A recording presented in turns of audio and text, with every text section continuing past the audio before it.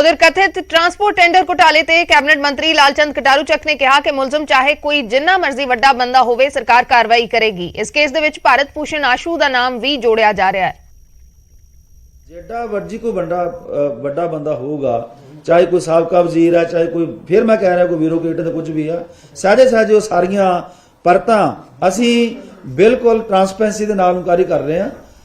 पंजाब दे खजाने में जिस तरह ਵੱਡੀ ਪੱਧਰ ਤੇ ਲੁੱਟਿਆ ਗਿਆ ਆ, ਤਬਾਹੀ ਕੀਤੀ ਆ, ਜਿਨ੍ਹਾਂ ਪੈਸਿਆਂ ਨਾਲ ਲੋਕ ਗਰੀਬ ਲੋਕਾਂ ਨੂੰ ਇਲਾਜ ਮਿਲਣਾ ਸੀਗਾ, ਜਿਹਦੇ ਨਾਲ ਚੰਗੇ ਸਕੂਲ ਬਣਨੇ ਸੀਗੇ, ਉਹ ਪੈਸਾ ਪਿਛਲੀਆਂ ਸਰਕਾਰਾਂ ਦੇ ਦੌਰਾਨ ਮਤਲਬ ਖੁਰਦ-ਬੁਰਦ ਹੋਇਆ। ਆਪਣੇ ਚਹੇਤਿਆਂ ਨੂੰ ਗਲਤ ਤਰੀਕੇ ਨਾਲ ਟੈਂਡਰ ਦੇ ਕੇ ਉਹ ਕਰੋੜਾਂ ਰੁਪਈਆ ਦਾ ਚੂਨਾ ਲੱਗਿਆ। ਸੋ ਐਕਸਰਸਾਈਜ਼ ਚੱਲ ਰਹੀ ਹੈ, ਉਹ ਸਾਰਾ ਕੁਝ ਪਾਣੀ ਦਾ ਪਾਣੀ ਦੋ ਤੁਹਾਡੇ ਸਾਹਮਣੇ ਆ ਜਾਣਾ। खबर लुधियाना तो जिथे फूड सप्लाई विभाग दे विच करीब 2000 करोड़ रुपए का कथित घोटाला मामले च फड़े गए ठेकेदार तेलू राम नूं 3 दिन के विजिलेंस रिमांड ते भेज दिता गया। इसे केस दे विच मीनू मल्होत्रा की भाल दे लई लगातार छापे मारे जा रहे हैं। इस तो पहला भी तेलू राम 3 दिन के विजिलेंस रिमांड ते सी। इस तो बाद विजिलेंस की जांच साबका मंत्री भारत भूषण आशू और उन्हां दे पीए पंकज मल्होत्रा का नाम सामने आउण ते इन्हां दोहां नूं इस केस च नामजद कर लिया गया।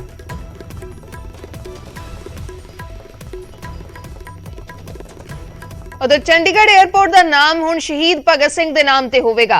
चंडीगढ़ एयरपोर्ट के नाम नूं लैके सहमति बन गई है। पंजाब ते हरियाणा सरकार दे विच सीएम भगवंत मान ते दुष्यंत चौटाला की मीटिंग दे विच फैसला होया ते जल्द केंद्र नूं इस दे बाबत चिट्ठी लिखी जाएगी। केंद्र ने दोवें सूबियां नूं सहमति बनाउण दे लई कहा सी ते हुण सहमति बन गई है। दुष्यंत चौटाला ते मुख्यमंत्री भगवंत मान की मीटिंग हुई है, जिस दे विच फैसला होया है कि शहीद भगत सिंह के नाम से हुण एयरपोर्ट का नाम होगा। पंजाब हरियाणा सरकार दे विच सहमति बन गई है ते जल्द ही हुण केंद्र नूं चिट्ठी लिखी जाएगी।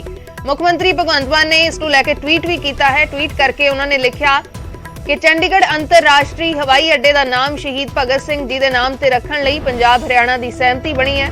हरियाणा के डिप्टी मुख्यमंत्री दुष्यंत चौटाला नाल मीटिंग हुई तो ये उन्होंने ट्वीट किया है। ते इसे नूं लैके कांग्रेस के MP मनीष तिवाड़ी ने भी ट्वीट किया ते लिखा कि चंडीगढ़ कौमांतरी एयरपोर्ट का नाम शहीद भगत सिंह कौमांतरी एयरपोर्ट चंडीगढ़ रखण ते पंजाब हरियाणा विचाले हमेशा सहमति सी। असहमति यह सी कि पंजाब इसका नाम शहीद भगत सिंह कौमांतरी एयरपोर्ट चंडीगढ़ मोहाली रखना चाहता सी। उम्मीद है बाद वाला मोहाली केस होगा।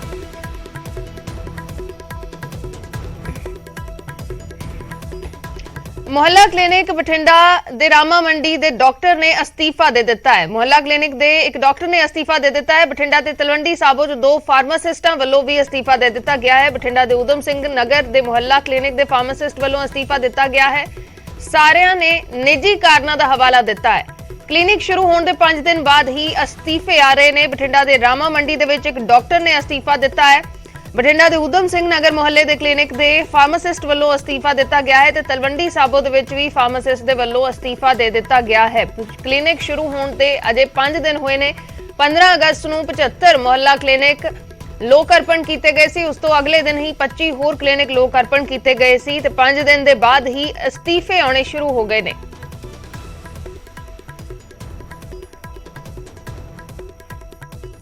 उधर करमजीत सिंह गिल का 2 दिन का पुलिस रिमांड हासिल होया है। करमजीत गिल इस वेले पुलिस गिरफ्त दे विच है। अमृतसर पुलिस इस तो पुछगिछ करेगी। जगदीश टाइटलर की फोटो वाली टी-शर्ट पा के हरमंदर साहिब कॉम्पलैक्स दे विच फोटोआं खिचवाइयां सी, तस्वीरां खिचवाइयां सी। SGPC ने करमजीत के खिलाफ शिकायत दी सी। यह भी कहा सी कि यह शख्स गुरुद्वारा साहिब मत्था टेकण दे लई नहीं आया, सगों सिर्फ परिक्रमा दे विच जाके उत्थे टी-शर्ट बदली, टी-शर्ट पा के तस्वीरां खिचवाइयां ने ते भड़काउण दी कोशिश की गई है। करमजीत सिंह गिल नूं पुलिस ने गिरफ्तार कर लिया है तो इस वेले 2 दिन के पुलिस रिमांड से अमृतसर पुलिस इस तो पुछगिछ करेगी।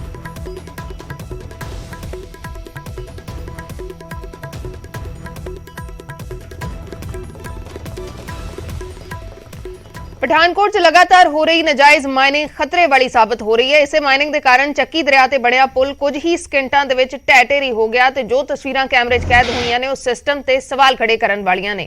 उत्थे ही सरहदी इलाके च हो रही माइनिंग देश की सुरक्षा लई भी खतरा साबित हो रही है।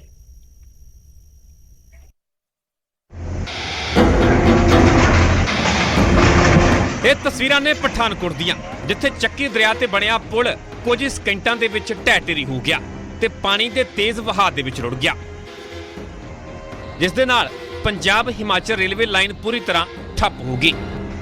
ਤਸਵੀਰਾਂ ਵੇਖ ਕੇ ਤਾਂ ਤੁਸੀਂ ਵੀ ਕਹੋਗੇ ਕਿ ਕੁਦਰਤ ਦੀ ਕਰੋਪੀ ਹੈ, ਪਰ ਨਹੀਂ, ਅਸਲ ਦੇ ਵਿੱਚ ਇਹ ਹੈ ਸਿਸਟਮ ਦਾ ਕਹਿਰ। ਹੁਣ ਤੁਹਾਨੂੰ ਇਹਨਾਂ ਤਸਵੀਰਾਂ ਪਿਛਲੀ ਪਿਕਚਰ ਤੋਂ ਵਾਕਿਫ ਕਰਵਾਉਂਦੇ ਹਾਂ। ਦਰਅਸਲ ਇਹਨਾਂ ਤਸਵੀਰਾਂ ਦਾ ਕਨੈਕਸ਼ਨ ਸਿੱਧਾ ਨਾਜਾਇਜ਼ ਮਾਈਨਿੰਗ ਦੇ ਨਾਲ ਜੁੜਿਆ ਹੈ। ਜ਼ਰਾ ਗੌਰ ਦੇ ਨਾਲ ਇਸ ਲੈਟਰ ਤੇ ਨਜ਼ਰ ਮਾਰੋ। 4 ਜੁਲਾਈ ਨੂੰ ਰੇਲਵੇ ਵਿਭਾਗ ਦੇ ਵੱਲੋਂ ਸਰਕਾਰ ਨੂੰ ਪੱਤਰ ਲਿਖਿਆ ਜਾਂਦਾ ਹੈ। ਇਸੇ ਪੁਲ ਬਾਰੇ ਚਾਨਣਾ ਪਾਇਆ ਜਾਂਦਾ ਹੈ। ਲਿਖਿਆ ਜਾਂਦਾ ਹੈ ਕਿ ਮਾਈਨਿੰਗ ਕਰਕੇ ਪੁਲ ਦੇ ਪਿੱਲਰ ਕਮਜ਼ੋਰ ਹੋ ਰਹੇ ਨੇ ਤੇ ਕਿਸੇ ਵੇਲੇ ਵੀ ਵੱਡਾ ਹਾਦਸਾ ਵਾਪਰ ਸਕਦਾ ਹੈ, ਪਰ ਇਸ ਦੇ ਬਾਵਜੂਦ ਕੋਈ ਵੀ ਗੌਰ ਨਾ ਕੀਤਾ ਗਿਆ ਤੇ ਆਖਿਰ ਪੁਲ ਦੇ ਡਿੱਗਣ ਦੀਆਂ ਤਸਵੀਰਾਂ ਕੈਮਰੇ 'ਚ ਕੈਦ ਹੋ ਗਈਆਂ।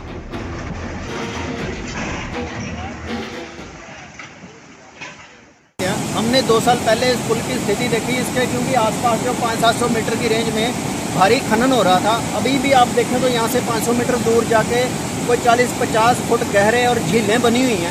तो हमने इसकी शिकायत जो थी वो रेलवे विभाग, रेलवे मंत्रालय को ईमेल द्वारा करी थी और उनको ये चेताया था कि आपका ये जो रेलवे पुल है ये कभी भी गिर सकता है, तो इसके लिए वक्त रहते आप कोई इंतज़ाम करें। ਜਿੱਥੇ ਨਾਜਾਇਜ਼ ਮਾਈਨਿੰਗ ਰੇਲਵੇ ਆਵਾਜਾਈ ਠੱਪ ਹੋਣ ਦੀ ਵਜ੍ਹਾ ਬਣ ਗਈ ਹੈ, ਉੱਥੇ ਪਠਾਨਕੋਟ ਦੇ ਵਿੱਚ ਹੋ ਰਹੀ ਨਾਜਾਇਜ਼ ਮਾਈਨਿੰਗ ਦੇਸ਼ ਦੀ ਸੁਰੱਖਿਆ ਦੇ ਲਈ ਵੀ ਖਤਰਾ ਸਾਬਿਤ ਹੋ ਰਹੀ ਹੈ, ਕਿਉਂਕਿ ਪਠਾਨਕੋਟ ਸਰਹੱਦੀ ਇਲਾਕਾ ਹੈ। ਭਾਰਤ ਪਾਕਿਸਤਾਨ ਦੀ ਸਰਹੱਦ ਬਿਲਕੁਲ ਨਾਲ ਲੱਗਦੀ ਹੈ। ਭਾਰਤੀ ਸੈਨਾ ਦੇ ਸਾਬਕਾ ਅਫਸਰਾਂ ਦਾ ਕਹਿਣਾ ਹੈ ਕਿ ਨਾਜਾਇਜ਼ ਮਾਈਨਿੰਗ ਦੇ ਕਾਰਨ 80-80 ਫੁੱਟ ਡੂੰਘੇ ਖੱਡੇ ਹੋ ਚੁੱਕੇ ਨੇ। ਜਿੱਥੇ ਖੱਡੇ ਅੱਤਵਾਦੀ ਤੇ ਸ਼ਰਾਰਤੀ ਅਨਸਰਾਂ ਦੇ ਲਈ ਸੁਰੱਖਿਆ ਕਵਚ ਸਾਬਤ ਹੋ ਸਕਦੇ ਨੇ, ਉੱਥੇ ਜੰਗ ਵਰਗੇ ਮਾਹੌਲ ਦੇ ਵਿੱਚ ਗੋਲਾ ਬਾਰੂਦ ਪਹੁੰਚਾਉਣ ਦੇ ਵਿੱਚ ਵੀ ਮੁਸ਼ਕਲ ਆ ਸਕਦੀ ਹੈ। सिक्योरिटी पॉइंट ऑफ व्यू से टेररिज्म की निगाह से, क्योंकि हमारी आगे नहरें हैं, वो दरिया है हमारा, दरिया में अगर बड़े बड़े माइनिंग और दूसरी तीसरी जो एक्टिविटी हो रही है तो टेररिस्टों को आने के लिए ये अच्छा छुपाव मिल सकता है। जी ਲਗਾਤਾਰ ਧੜੱਲੇ ਦੇ ਨਾਲ ਹੋ ਰਹੀ ਨਾਜਾਇਜ਼ ਮਾਈਨਿੰਗ ਵੱਡੀ ਚੁਣੌਤੀ ਬਣੀ ਹੋਈ ਹੈ। ਜਿੱਥੇ ਆਮ ਜਨਤਾ ਦੇ ਲਈ ਪਰੇਸ਼ਾਨੀ ਦਾ ਸਬਬ ਬਣ ਰਹੀ ਹੈ, ਉੱਥੇ ਦੇਸ਼ ਦੀ ਸੁਰੱਖਿਆ ਦੇ ਲਈ ਵੀ ਖਤਰਨਾਕ ਸਾਬਿਤ ਹੋ ਰਹੀ ਹੈ। ਖੈਰ, ਸਵਾਲ ਬਰਕਰਾਰ ਹੈ ਕਿ ਇਹ ਸਿਲਸਿਲਾ ਰੁਕੇਗਾ ਕਦੋਂ। ਪਠਾਨਕੋਟ ਤੋਂ ਸੁਖਜਿੰਦਰ ਕੁਮਾਰ, ਨਿਊਜ਼ 18 ਪੰਜਾਬ। ਸ਼ੁੱਕਰਵਾਰ ਨੂੰ ਮਨੀਸ਼ ਸਿਸੋਦੀਆ ਦੇ ਘਰ ਸੀਬੀਆਈ ਨੇ ਰੇਡ ਕੀਤੀ ਤਾਂ ਸ਼ਨੀਵਾਰ ਨੂੰ ਮਨੀਸ਼ ਸਿਸੋਦੀਆ ਮੀਡੀਆ ਅੱਗੇ ਆਪਣਾ ਪੱਖ ਰੱਖਣ ਦੇ ਲਈ ਪੇਸ਼ ਹੋਏ। ਸਿਸੋਦੀਆ ਨੇ ਸੀਬੀਆਈ ਰੇਡ ਨੂੰ ਅਰਵਿੰਦ ਕੇਜਰੀਵਾਲ ਦੀ ਲੋਕਪ੍ਰਿਯਤਾ ਨਾਲ ਬੀਜੇਪੀ ਅੰਦਰ ਪੈਦਾ ਹੋਏ ਡਰ ਨਾਲ ਜੋੜਿਆ ਤਾਂ ਬੀਜੇਪੀ ਨੇ ਆਮ ਆਦਮੀ ਪਾਰਟੀ ਤੇ ਸਵਾਲਾਂ ਦੇ ਸਿੱਧੇ ਜਵਾਬ ਦੇਣ ਤੋਂ ਭੱਜਣ ਦੇ ਇਲਜ਼ਾਮ ਲਗਾਏ। आज ये इत्तेफाक नहीं है कि हेल्थ और एजुकेशन पर दुनिया भर में भारत का नाम रोशन करने वाले अरविंद केजरीवाल जी के हेल्थ मिनिस्टर के यहाँ छापे डाले जा रहे हैं, उनको जेल में डाला जा रहा है। उनके एजुकेशन मिनिस्टर के यहाँ छापे डाले जा रहे हैं, उनको मुझे जेल में डालने की तैयारी की जा रही है। ਆਪਣੇ ਖਿਲਾਫ ਹੋਈ ਸੀਬੀਆਈ ਰੇਡ ਤੋਂ ਬਾਅਦ ਮੀਡੀਆ ਦੇ ਸਾਹਮਣੇ ਆਏ ਮਨੀਸ਼ ਸਿਸੋਦੀਆ ਨੇ ਦਾਅਵਾ ਕੀਤਾ ਕਿ ਬੀਜੇਪੀ ਦੀ ਦਿਲਚਸਪੀ ਕਿਸੇ ਘੁਟਾਲੇ ਦੀ ਜਾਂਚ ਵਿੱਚ ਨਹੀਂ ਹੈ। ਅਜਿਹਾ ਹੁੰਦਾ ਤਾਂ ਗੁਜਰਾਤ ਦੇ ਸ਼ਰਾਬ ਘੁਟਾਲੇ ਦੀ ਜਾਂਚ ਹੁੰਦੀ। ਬੀਜੇਪੀ ਦੀ ਮਨਸ਼ਾ ਸਿਰਫ ਤੇ ਸਿਰਫ ਕੇਜਰੀਵਾਲ ਦੇ ਮੰਤਰੀਆਂ ਨੂੰ ਜੇਲ੍ਹ ਭੇਜਣ ਦੀ ਹੈ। इनको पता है कि कोई भ्रष्टाचार नहीं हुआ, इसीलिए उलझुल बके जाते हैं। इनको मैंने भ्रष्टाचार नहीं किया, मैंने सिर्फ इतना किया है कि अरविंद केजरीवाल जी का एजुकेशन मिनिस्टर हूं मैं, इसलिए ये कर रहे हैं, इसलिए ये साजिश रची जा रही है।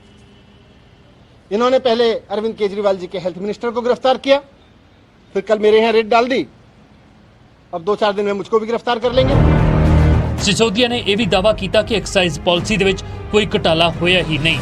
बीजेपी भी इस गल नूं जानती है, पर बीजेपी का असल डर घोटाला नहीं है बल्कि राष्ट्रीय पद्धर ते केजरीवाल की वध रही लोकप्रियता है।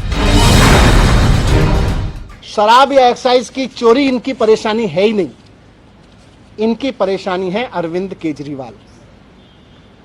इनकी परेशानी है कि अरविंद केजरीवाल जिस तरह से अब पूरे देश में एक काम